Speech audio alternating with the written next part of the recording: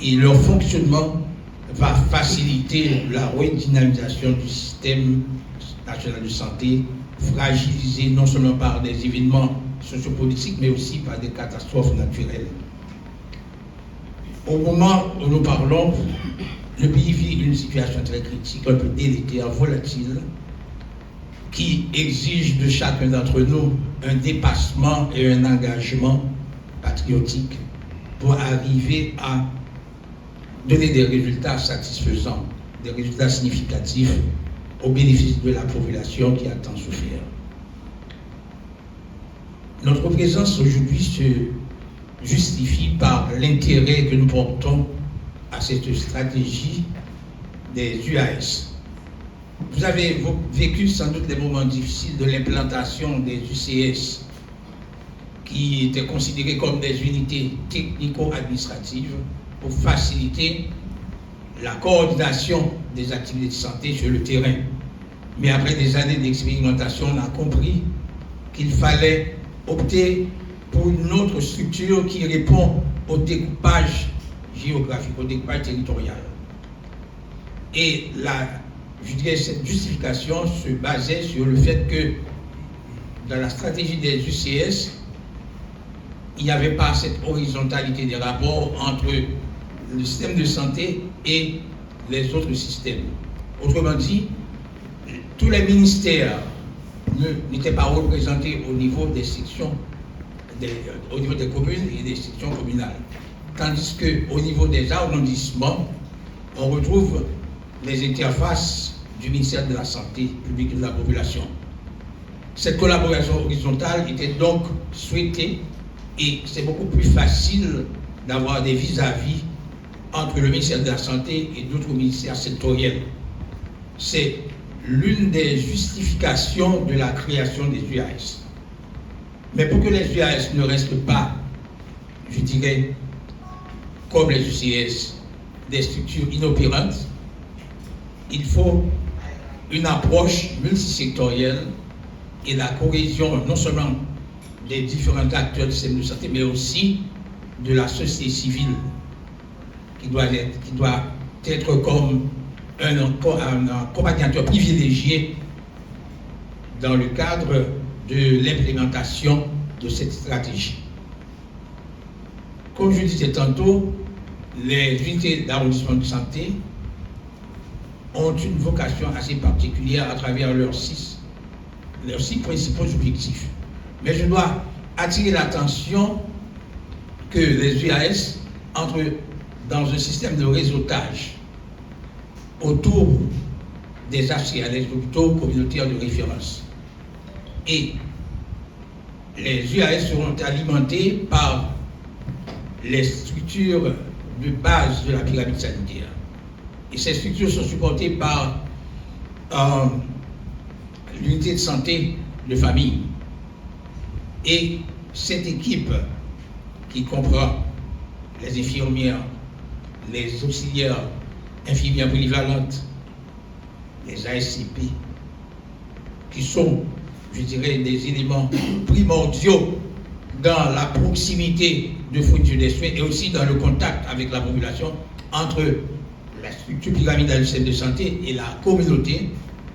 Donc, ces ASCP, ces agents santé communautaire polyvalents, constituent, je dirais, la courroie de transmission entre la communauté et les institutions sanitaires.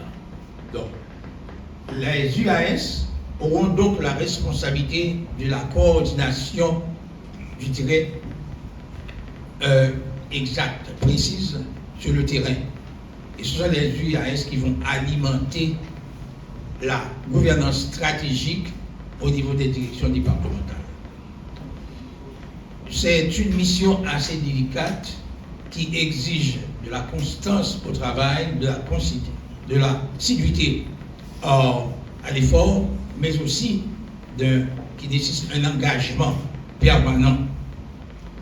Pour que la stratégie des UAS soit une réalité, il faut non seulement la participation des différents acteurs dans le domaine de la santé, médecins, infirmiers, auxiliaires, infirmières, agents de santé, communautaires polyvalents, je dirais le personnel administratif et aussi la communauté à travers les différentes composantes de la société civile. Pour qu'il y ait cette réussite, il faut, je dirais, la contribution des différents secteurs. Mais aussi, il faut que les bailleurs, les partenaires techniques et financiers arrivent à s'approprier la stratégie des UAS. Il faut non seulement des ressources humaines, et surtout des ressources humaines, mais aussi il faut les ressources financières et matérielles. J'avais parcouru le territoire à un certain moment à la recherche d'une UCS performante. Malheureusement, sur l'ensemble sur la cinquantaine d'UCS à l'époque, 52, 53, on avait pu trouver au niveau de l'Artibonite une partie de la Grand'Anse et de l'Artibonite, certaines UCS qui pouvaient réaliser leur mandat. Pourquoi? Ces UCS bénéficiaient d'un apport consistant des partenaires. Et je me rappelle, au niveau de l'Artibonite, il y avait un partenaire bénéficiant de fonds canadiens qui appuyait, je dirais, de proximité ces UCS qui fonctionnaient. Pour les UAS, on compte exactement aussi sur non seulement la participation de l'État haïtien à travers le budget de la santé qui a eu heureusement cette année une certaine augmentation en passant de 4,5 à 7,1. Nous comptons sur la contribution de l'État, mais aussi sur la contribution de nos partenaires. Mais ce que je vous demanderais dans le cadre de cette stratégie, c'est une transparence dans la gestion des fonds qui seront alloués et aussi la reddition du compte, ce qui va permettre une certaine durabilité de la stratégie, mais aussi une certaine confiance de nos partenaires pour nous accompagner jusqu'au moment où l'État haïtien pourrait absorber tout le personnel engagé dans la stratégie des UAS. Il est vrai qu'au niveau central, à travers certaines directions qui travaillent de façon conjointe, il y a déjà cette volonté d'appuyer la stratégie des UAS. Mais je pense que il faut sortir de cette logique de vœux pieux ou bien de souhaits pour adopter une attitude pragmatique de résultats. Faire en sorte que les UAS arrivent à donner vraiment des résultats. Et quels seront ces résultats? Premièrement, la coordination des différents acteurs opérant dans l'ère des UAS, la dissémination ou bien la transmission des informations recueillies sur le terrain à travers la base de la pyramide sanitaire, s'assurer aussi des efforts qui seront déployés par les différents acteurs pour aboutir à une couverture universelle des soins, incluant les zones les plus reculées, les plus marginalisées.